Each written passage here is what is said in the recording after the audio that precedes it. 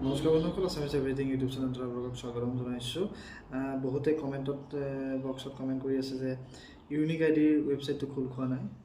সেইসকলৰ বাবে এই ভিডিঅ'টো অতি গুৰুত্বপূৰ্ণ। কেনেকৈ ইউনিক আইডিৰ ৱেবছাইটটো কেনেকৈ খুলিব আৰু যিসকলে ইউনিক আইডিটো এপ্লাই কৰোঁতে ভুল কৰিছে সেইসকলৰ কাৰণে কাৰেকশ্যনো আহিছে, কেনেদৰে কাৰেকশ্যন কৰিব, আৰু যিসকলে ইউনিক আইডি পাহৰি গৈছে সেইসকলৰ বাবেও গুৰুত্বপূৰ্ণ ভিডিঅ'টো। কাৰণ ইউনিক আইডিটো কেনেকৈ আপোনালোকে মেছেজত আনিব পাৰিব যদি ইউনিক আইডি পাহৰি গৈছে, হেৰাই গৈছে।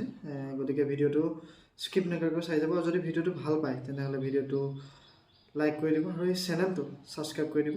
আপোনালোকে চেনেলটো ছাবস্ক্ৰাইব কৰি দিলে আমাৰ যথেষ্ট মনোবল বৃদ্ধি পায় আৰু আমাৰ যিখিনি আহিবলগীয়া আপডেট সেইখিনি আপোনালোকে সোনকালে পাই যাব। তাৰ বাবে বেল আইকনটো দবাই ৰাখিব। ডিছক্ৰিপশ্যনত দিয়া লিংকটোত গৈ আপোনালোকে ক্লিক কৰি ল'ব। ক্লিক কৰি লোৱাৰ পাছত আপোনালোকৰ অলপ টাইম লাগিব, কিন্তু ছাৰ্ভাৰটো বহুত ডাউন হৈ আছে। তাৰপিছত এনেদৰে আহিব, ইয়াত আপোনালোকে এডভান্সত গুচি যাব। এডভান্সত গৈ তলত যিটো লিংক আছে, এডভান্সত যোৱাৰ পিছত যিটো লিংক ওলাব প্ৰচিড টু DHC অনলাইন, তাত আপোনালোকে ক্লিক কৰি দিব।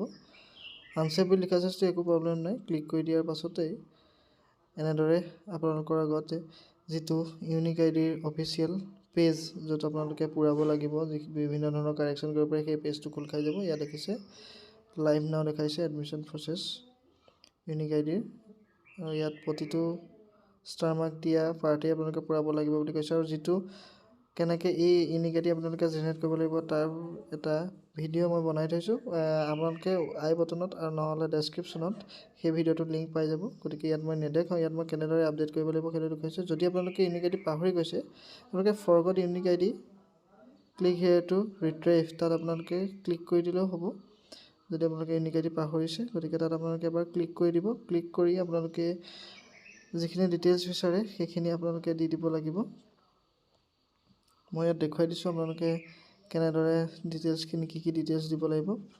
ইয়াত দিয়াৰ পাছত ফাৰ্ষ্ট নেম, যদি মিডল নেম আছে সেয়া দিব, লাষ্ট নেমটো দিব, আপোনালোকৰ ডেট অফ বাৰ্থটো এডমিটৰ মতে দি দিব, আৰু মোবাইল নাম্বাৰ যিটো দিয়া আছিলে ৰেজিষ্ট্ৰেশ্যনৰ মতে সেইটো দি দিব। দি ছাবমিট কৰি দিব। ছাবমিট কৰি দিয়াৰ লগে লগে আপোনালোকৰ মোবাইলত মেছেজৰ যোগেদি ইউনিক আইডিটো পঠিয়াই দিব।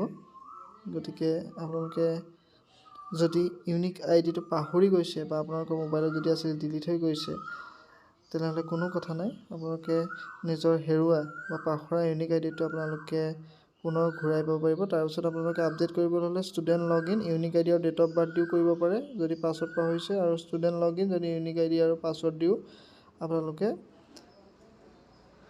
খুলি ল'ব পাৰে। খোলাৰ পিছত আপোনালোকৰ মুখৰ আগত গোটেই পেজটো আহি যাব।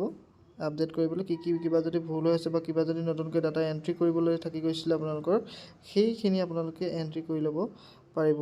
আপোনালোকে যিকোনো এটা সেই দুটাৰ ভিতৰত এটাত ক্লিক কৰি দিয়াৰ লগে লগে আপোনালোকৰ এনেদৰে আহি যাব। গতিকে আশা কৰিছোঁ ভিডিঅ'টো ভাল পালে, ইনফৰমেশ্যনটো ভাল পালে। ভিডিঅ'টো লাইক কৰি দিব, চেনেলটো ছাবস্ক্ৰাইব কৰি দিবলৈ নাপাহৰিব। ধন্যবাদ।